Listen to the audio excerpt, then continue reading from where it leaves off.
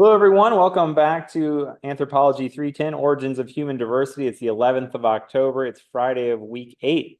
We're here in the Upper Paleolithic. We're going to have a guest lecture today from Dr. Francolino on the emergence of art in the Upper Paleolithic and what it all means. He's going to give us his art history perspective on that. Just wanted to look at the syllabus for a moment while we're waiting for the PowerPoint to arrive. We have discussion board number 5 this week. Take a look. What are the most important technology or skills you would need to survive in the Upper Paleolithic world and why? Remember, not only post, but also respond to someone else to get your full 10 points. You also have your test number 101 points. You can take that tonight, or if you haven't already taken it. Those of you who took it, how did it go? How'd it go, Corbin? Great. How'd your test go? Was it easy? Yeah. Like, I couldn't remember most of them. Like, some of the words I can't even pronounce. Hopefully, at least you were prepared for the questions because we've talked about them and you had the study guide, so you've at least been prepared. Was that? Yeah, well, that's good. It means that you paid attention. So just remember that. Please take that if you want that to count for your grade or anything else that we've done this semester to count for your midterm grade. I'm going to turn those in on Sunday, so please include those. You don't have to. You can continue to turn things in after that, like up through I think it's the 1st or 2nd of December. You can keep turning in late work. But if you want it to actually count for that midterm grade for whatever reason, because you are sports or you have your parents to keep you happy or something like that, then or scholarships, then make sure you turn it in by Saturday night. Everything. Everything. I'll calculate it as of this Friday, and so what I'll do is I'll basically go to gradebook. I can't show you because it'll show everyone's grades. Count up how many total points we've done this semester. This is 100 points. This is 10 points. This is 15 points, right? Add them all up. Take at the very end of where it says your grades, you'll have all your grades, and there'll be a total over on the end. So basically, I'll just divide one by the other and get a percentage. Your number of points in contrast to the total number of points so far. So if you get something, if Canvas tells you some calculation that doesn't match that, please go with the the fraction numerator divider divisor of total points and your points rather than letting Canvas make your calculations for you. Yeah, you'll be fine. Everyone should be fine as long as you turn things in, right? It's the people who I'm most concerned about are the ones who have not turned in a ton of stuff since the beginning of class. So if that is you, please turn things in. This is a good wake-up call and a good time to turn things in instead of waiting till the end of the semester and being like, oh no, I have 12 weeks worth of stuff. All right. Well, I sent it and good to go. I put it on here just to be safe. It's still loading. Okay, I haven't gotten anything yet. There it is. Okay, cool. Let's see if I can download this. Save. Copy to my computer. Cool.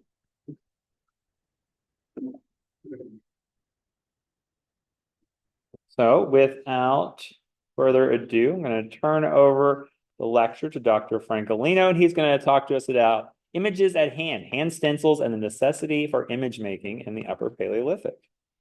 Take it away. Great. Well, thank you, Dr. Stanley. And hi, everyone. My name is Julian Francolino. I'm the art history professor here at Eastern. And for those of you who are unfamiliar with art history, it's basically the history of art, kind of a self-explanatory title. But what is that exactly? Well, art historians, we study the objects that are classified as being art. Now, that's a kind of a tricky system sometimes. Sometimes we can't really identify something as strictly art. What exactly is art? That's a big question that isn't easily answered. But nonetheless, we look at visual representations, we look at imagery, we look at paintings, sculptures, pottery, ceramics, everyday items, including chairs that have fine craftsmanship and things like that. But basically the things that you expect to see in an art museum. That's what an art historian does. And we look at how they fit into a historical record, all right? Now, of course, we're dealing with art that is before the historical record, right? Prehistoric, before writing down or recording. And what I'm going to do today is think about how we can use Paleolithic or Upper Paleolithic stencil painting, hand stencil painting, as a way to think about bigger questions when it comes to the act of art making and the act of image making, what it means to make an image, what it means to make a representation of something. So without further ado, let's jump in. I'm going to start off, I'm going to ask you some questions, and we're going to look at this painting here by a contemporary artist by the name of Banksy. How many of you have heard of Banksy before? Few, okay. Banksy is a pretty famous street artist, kind of an anonymous figure. We don't know exactly who he is, and that's part of his whole shtick, part of his whole jam is that he is anonymous. We don't know who he is. He goes by this pseudonym of Banksy. Some people claim they know who he is, but nonetheless, he does street art, right? Art that is in very public places and often originally without the kind of the official permission to do art or to put it up on that particular wall. Basically vandalism. Now, of course, his works are worth millions of dollars, and people actually would love to have an example of his street art on the side of their buildings. So this is an older one. Okay, this is almost 20 years old now, from 2008. It's just called Mural, and now it's of course painted over. It's been destroyed by the property owner. They didn't want to have this work of street art. But a little bit about Banksy's process. He uses what are called stencils. Okay, how many of you are familiar with stencils as a? All right, stencils is when you cut a piece of paper or cardboard or any kind of cuttable surface and you make a shape. And then if you take something like spray paint out of a can, spray it, it'll leave that shape behind. That's a stencil, all right? So he's used different stencils for the different colors, basically, that he's laid down to kind of fill up the image. It's a very fast way to make a picture. But let me turn these questions over to you. So what are the different ways that we see spray painting at work in this artwork? Or do we see spray painting referenced? Spray paint being the act of spraying paint. Go figure. What do we see? The pressure washer, I love that. Yeah, it's a pressure washer, but this is kind of a joke. He's added like, it's a pressure washer, but what it is, it's spraying white paint. It's kind of a reference to public service individuals coming around and cleaning off vandalism, cleaning off graffiti, getting rid of it, covering it up. So this figure is washing the wall, but quite literally this is just white paint, right? Covering up underneath. What else do we see? Sorry? I was just saying, kind of all that sort of first. Yeah. Oh, you did? Okay. For a second, like, I was looking at it too, and I was going, well, was like, that's a weird looking thing. Yeah. Until you mentioned, like, oh, that's just paint. That's part of the whole, yeah, that is part of the painting, yeah. The drips, yeah, we have the overspray of the aerosol can. That kind of causes, yeah, that drips and the drips down here too, that yeah, you probably put down a coat of paint first, and that's what's dripping down there. All right, where else do we see spray paint referenced? That handprint, yes. That handprint there is a reference to Paleolithic hand stencils, very early form of spray painting, actually. We'll get into that in just a second. And then we have other references to cave art here, right? Scenes of hunting and animals, right? So what do you think the joke is here? He's kind of making a joke. He's a playful artist. He likes to incorporate humor into his work. Yes. This one kind of more like the next question, but kind of you wouldn't cover over ancient murals, so why would you do the same And then, to like the? exactly, yeah. Right, if we just thought that, oh, someone painting, drawing on the wall is somehow effacing something or vandalizing the property, we probably would have to cover up a lot of art. Yeah, very good, thank you. His own art. Yeah, that is kind of funny too, because then he's part of this painting is a painting of someone defacing or painting over, destroying. Very good, yeah. Okay, I'll paint someone ruining my own. Right, and then also ruining his own art. He's covering up that and the rest of that. Good, good. So how would you think of this as being an image about making images?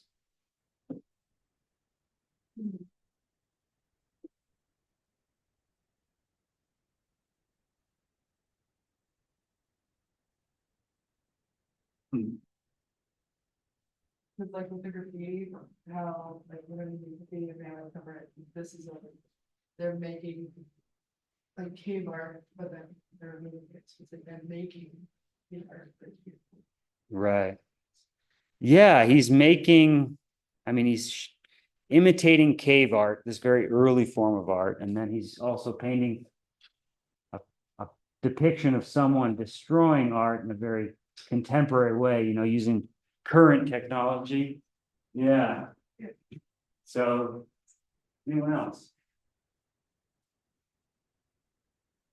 Mine's probably a little bit closer to what it's just that I feel like it's just like showing, like covering up somebody's art, or that's what he's showing is everybody's art is their own art, so he's showing that even though he's painting on a wall, how somebody wants to cover up somebody else's art. I don't know, I could go a little bit more.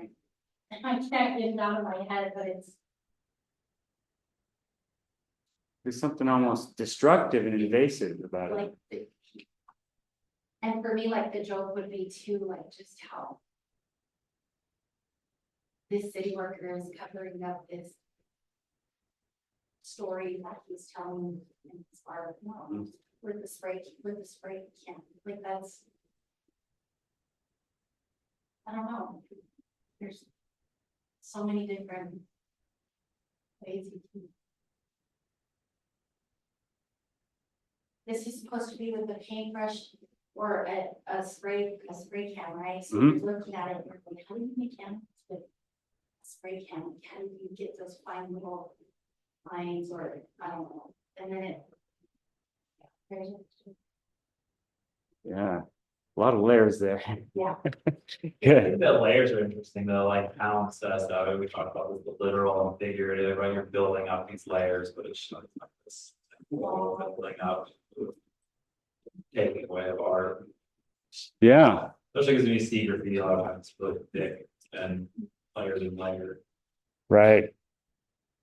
It forms this record in some way of people's presence in front of that wall, right? Yes, in the back. How can we see it as an image of images? Mm-hmm. You were saying how we're gonna go into how early stencil art that we see, like cave murals has forms similar to like spray painting. Mm-hmm. Kind of shows how the main technique. Mhm. Percent.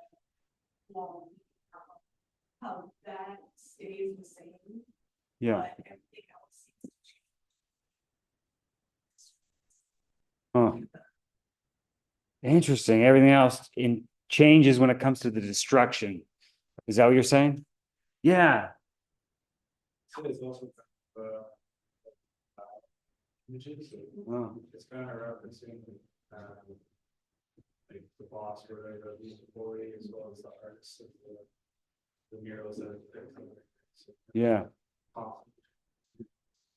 Yeah. Conflict of interest of, who makes it, who decides that an image is worthy of keeping, who decides that something is, is art actually, right? What's valuable? Do we value something as art, or is it just someone having fun tagging up the side of a building, you know. Yeah. So it's asking all these big questions about what do we value when it comes to making images? Yeah, good. So I show you that because it's a good segue because we have that little handprint over there, you know, this hand stencil. You know, he's clearly done his art history research. But hand stencil painting is extremely old as an invention, as a way of making images. And we see it all around the world in Upper Paleolithic and actually later continuing into much later cultures, these handprints. Specifically, like the technical term for any kind of handprint is a parietal hand mark. Any kind of handprint on a cave wall or a rock face is going to be called a parietal handprint. What that just basically means is there's a handprint on a wall. And a lot of these are positive.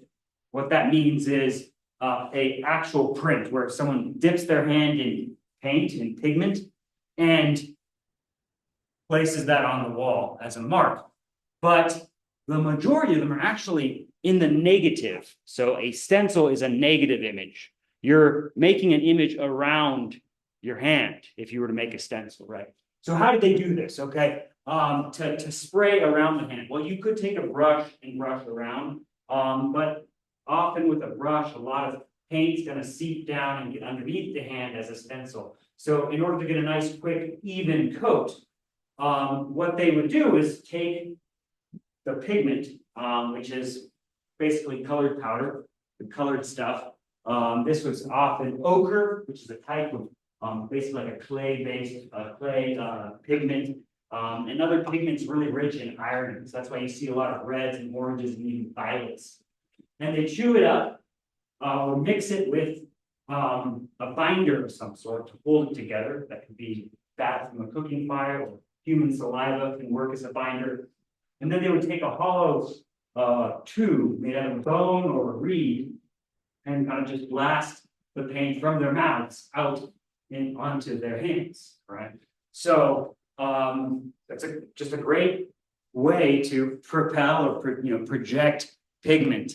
And it's the basic technology behind spray paint today. We just now use compressed air and various aerosol propellants to blast out that paint. But they're just doing, using human lungs to get that effect. So we see it all around the world and different times though too. Some of the very earliest examples of cave art, such as the caves in Sulawesi, Indonesia, all right, from around 37,000 to 34,000 BCE. We have examples of hand stencils. A little bit later, but not just a little bit, more like, around 10,000 years later, same kind of thing is happening, but this is over in Cashmere in France. All right, so we have hand stencils.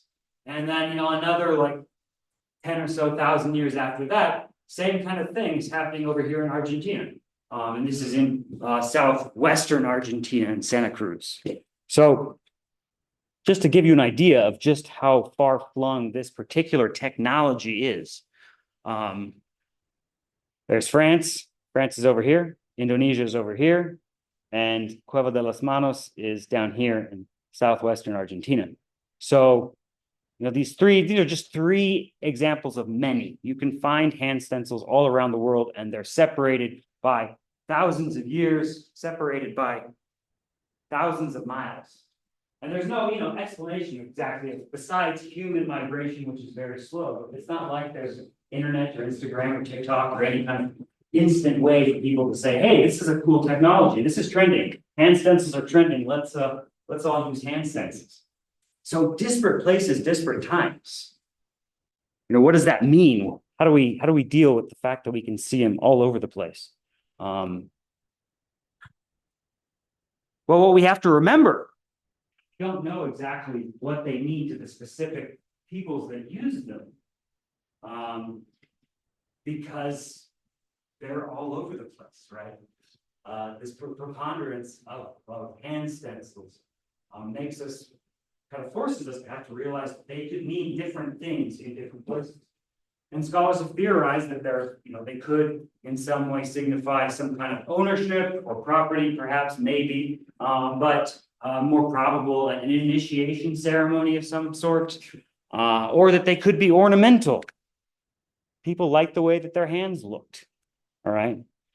At the end of the day, though, we don't know exactly what they're used by, and we have to remember that because they're all over the place, right? They're going to be used differently, or they're going to mean different things to the particular people that make them. Right.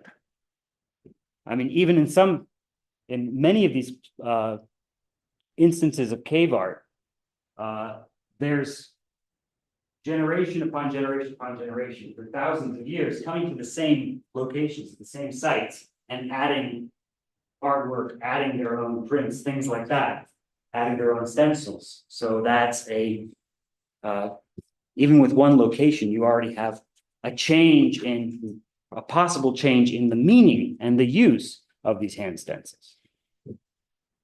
So regardless of their specific meanings, they're also, what's fascinating about them is that they're a physical record of human beings and human bodies, right?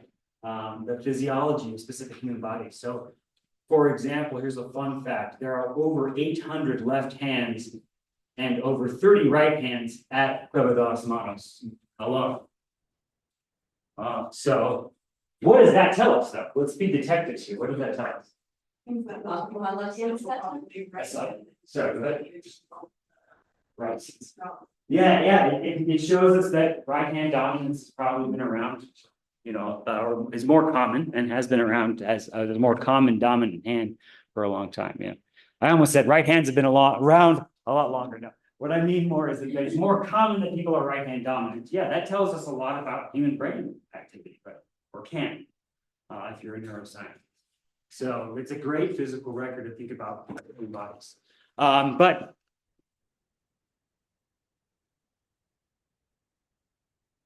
like I said, hand stencils are really old as a particular convention and way of making an image.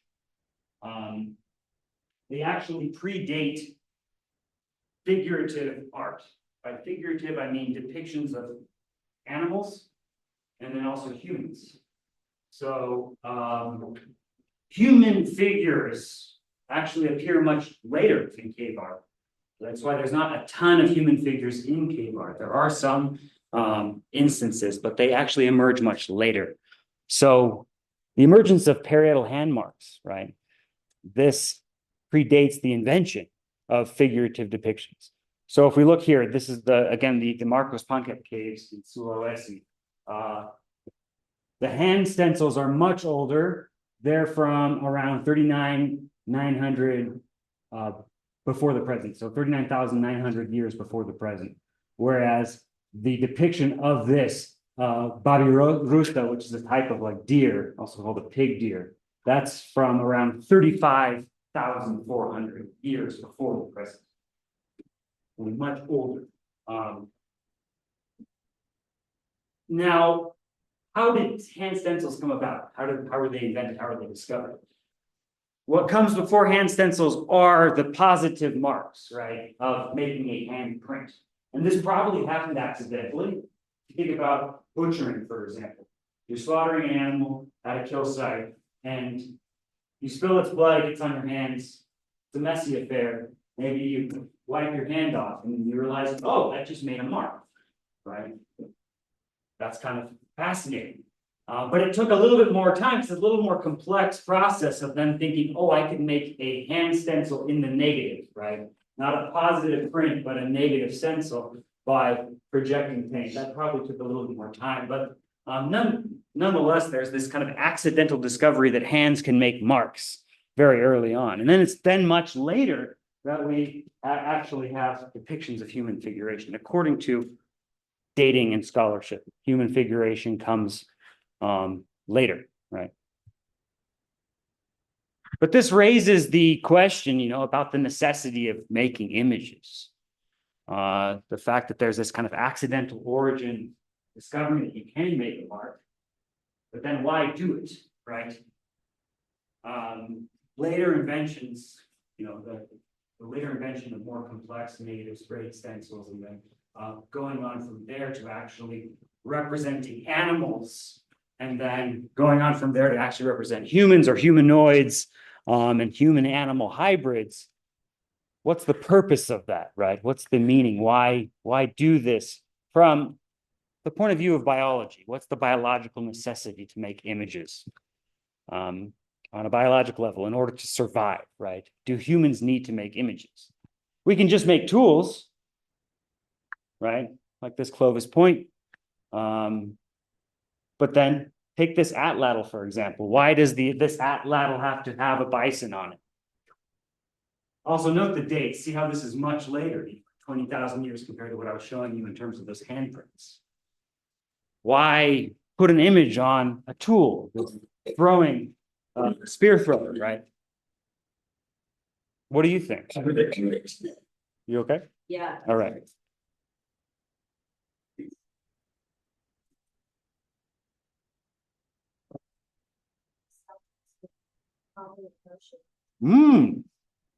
Nostalgia. What is nostalgia? See something, maybe the past, like, and it's weird to think about the past, we haven't passed that way, but like, I like to take pictures, like, I have a whole bunch of pictures on my wall, just because I want to see my family and friends and the other than memories. I have a picture. So if there's a baby handprint, oh my gosh, if the baby's, you know, that's how did you learn? Oh, Something like that. It could be nostalgic. could be. And it could be. Or maybe even like, you know, just kind of the same, like the bison on the tool. Mhm. Like, oh, we killed a bison with this tool. Ah, And we put this thing. good. Yeah. Associating it with what it actually does. We kill bison with this tool. So put a bison on our atlatls. That might help us the next time we go out hunting, right? That's something called like sympathetic magic, where you manifest some kind of image that is supposed to then help you in what you're going to, the task you're going to perform. That's perhaps, you know, a good speculation. We could speculate that maybe that's, but can we biologically prove that that's going to help you kill bison?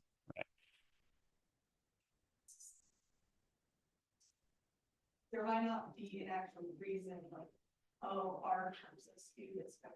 Yeah. But more so, what does art incorporate? I can imagine that they probably saw that, or that deer antler, that, like a shard of deer antler. Mm-hmm. Oh, that bison. Good. Yeah. I like that. They saw the shape, and they could imagine the shape of a bison within that particular piece of antler or bone that they're working with. Excellent. That's a great segue, because we're going to think about this idea of the invention of imagination, what it means to imagine, and why do we do it as a species? Why do we imagine? But then also thinking about why do we image? Why do we generate images? Just to give you some terms, right here, to imagine means to conceive in the mind, to make a mental conception of something. The fact that we can kind of imagine and anticipate the form of an animal in a bone or a piece of antler sitting on the ground, it's fine. It's like, oh, I can carve that and produce that. Scholars do speculate that that might be one of the kind of the uses, in some sense, of the necessity to actually imagine, that's connected to actually looking at forms of rocks and saying, okay, that looks kind of like a figure, maybe an animal figure, in this case, a bison, or also some people say this might also be a human figure in here too. That type of recognition was important to survival in terms of hunting, right? Being able to look at foliage, right? To look at a thicket of trees or bushes and to see the form of an animal in there, right? That's going to help you. If you have good eyes, good acumen as a hunter, you can acuity, you can see prey. So in some way, perhaps making art is a way of practicing or imagining that idea of projecting a figure into a landscape or the land or the foliage, the forest, right? So there could be a connection between just neuroscientifically why we see shapes in clouds, for example. Yeah, you have a question? So it's. Oh, that's a good question. I don't know if I can answer that. Imagination genetic. I mean, I think we all have the tendency to imagine. We can anticipate, we may be formed. But like some people like, when I think of things, I feel like I like see it. Oh, interesting. Whereas like other people, like if you were to imagine a red apple on his desk and you could see the red apple on his desk and I don't know about that. Yeah. And I know it's different, like, it's like almost a spectrum, how much you can or cannot do it, but so is that genetic? Yeah, and some people are more visual than others, perhaps they have more of a visual imagination. Yeah, I don't know, I can't answer that, but I think that's a great question to ask. I think nonetheless, it's safe to say that we can form some kind of mental conception, whether or not that's something very, very visual, a vivid picture, or if we can, I mean, I can tell you, imagine that your Coke bottle is actually a Sprite bottle. Can you imagine that? Yeah, I can think about it. Yeah. I can't see that's it. okay. You Yeah. can't see it. You're still thinking about it. You're still forming some kind of mental conception. Interesting. Good. Good question. Yes. I want to follow up to what you said. Yeah. It could be genetic in the sense that. As we were talking about different species, like there might be minute differences in their brain structure, like. Yeah, our brains are always growing and developing with us, Mhm. but there's some things that are going to be different between the different species of brain, the brains of different species. That's kind of mixed genes with so many. Those differences aren't enough to be like, oh, you're just from a different species and you can't imagine this right now. But there's some notes that, like something that we kept. Yeah. So to get back over here, great questions, and I love the discussion. To compare this idea of imaging versus imagination, to image something means to make some kind of external manifestation of it, right? To build or to generate, to obtain or create a actual more of a physical as opposed to a mental picture of something, right? To create a representation. And what exactly is a representation? But I basically like to say a representation is when one thing stands in for another, right? This is not actually a lion. This is not actually a lion-headed figure, but it's standing in for that, right?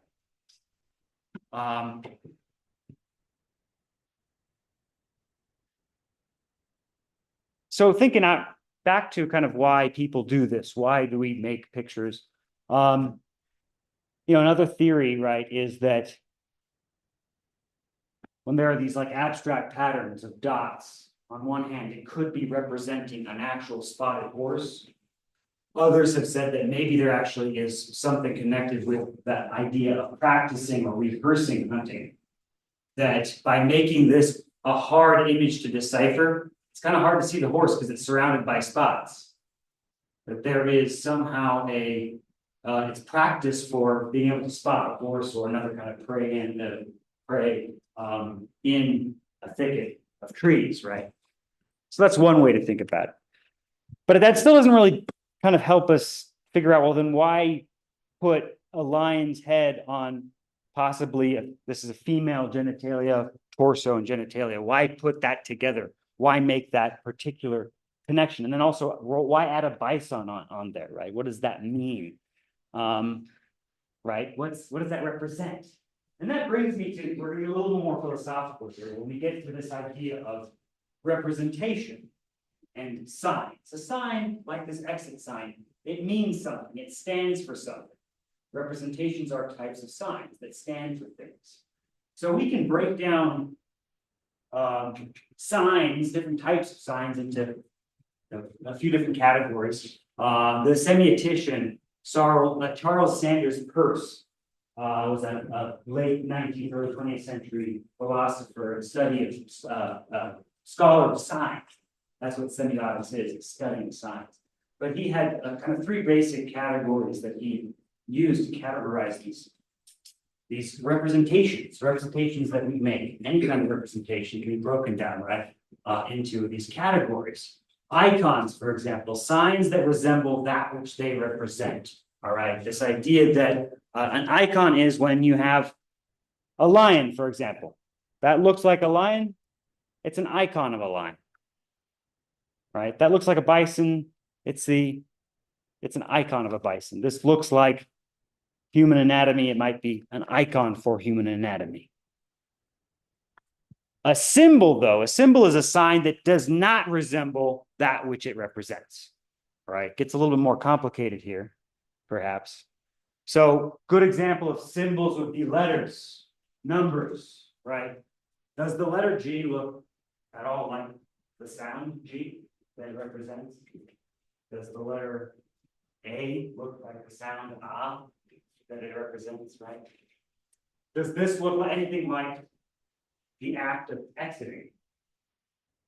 No, right? So that's a symbol. Or does this look like peace to you? It's like my favorite example. No, that doesn't look like peace. Oh, maybe, but see, we're already thinking a little more abstractly. Yeah. The Statue of Liberty, does she look like liberty to you? The concept of liberty. No, okay. So then there's a third type of sign called an index, plural indices. Indices are signs that point to physical traces of objects. What do I mean by that?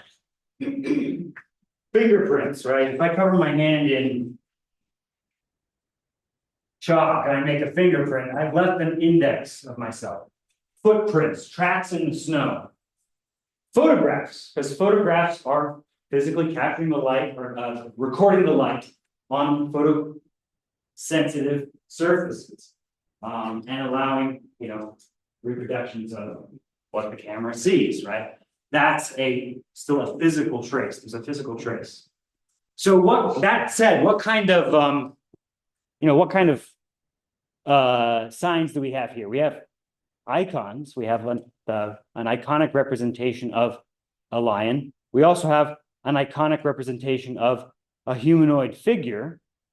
Combining them together, though, we might actually have more of a symbolic representation.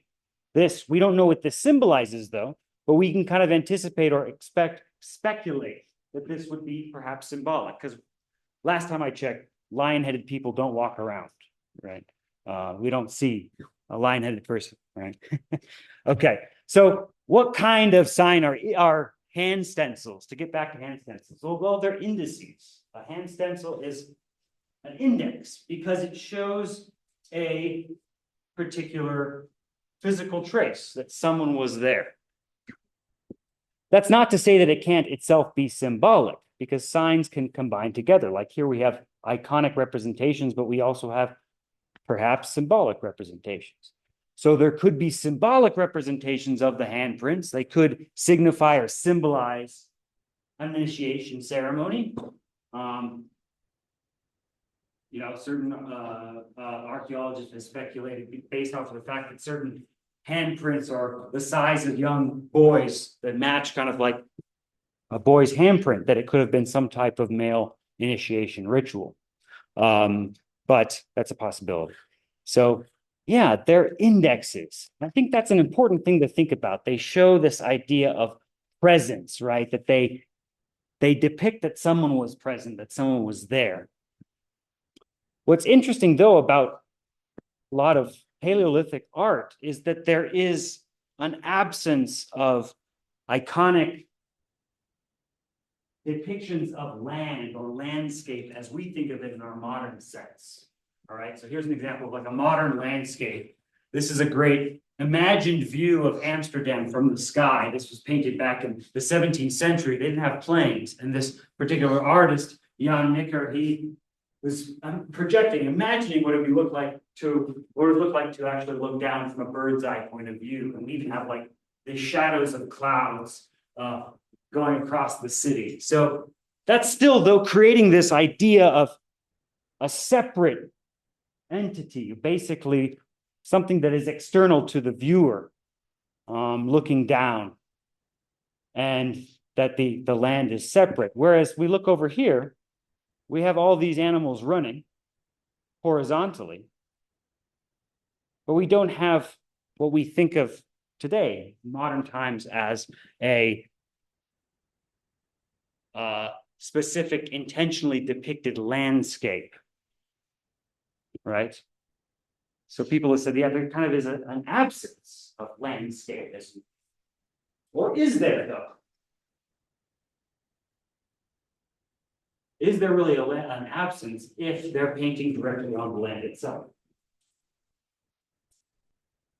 And this goes back to that, what I said earlier about this idea that particular rock features, natural features, could often be kind of, they could jog someone's memory. They could make, maybe stimulate this association that, oh, this feature looks like the figure of a bison. This looks like the figure of a human. This looks perhaps like the land itself, because it is land itself, right? It is actual stone and rock, just like what you see outside the cave, right? I think a great example here is that there is this naturally forming kind of ridge, and also the coloration and the striation forms what we today would think of as more being this horizon, this convention of a horizon line. Whether or not the artists themselves who made these saw it that way, that's up for debate. But there is evidence, for example, at Cueva de las Manos in Argentina, where you have these fabulous depictions of hunting scenes. They're hunting guanacos, which are kind of like a llama. There's evidence that that certain cracks and ridges within the cave face, what they're basically doing is acting as placeholders or representations of the landscape itself, certain ravines and certain features of the natural surrounding area, right? So on one hand, those cracks and crevices form a representation. They're standing in for what's not there, which is the quote unquote actual landscape, or the land itself, the canyon itself, Pinturas Canyon. On the other hand, what they're also doing is they are themselves part of that same kind of larger ecosystem, part of that same whole surrounding area. So we can speculate and think a little bit about this, the meaning of this philosophically. You have hand stencils, this marking of one's presence, right? This idea of kind of being self-reflective, that I can leave a mark, that I can actually leave this trace. And that is an indicator or an index of one's existence in that space. It's also an indicator of one's connection to that space, because you have an actual hand forming a physical trace, and then you have the actual land itself forming the landscape that is depicted. Okay. It does, yeah. Tells a very complex kind of story in terms of the human imagination, what can actually,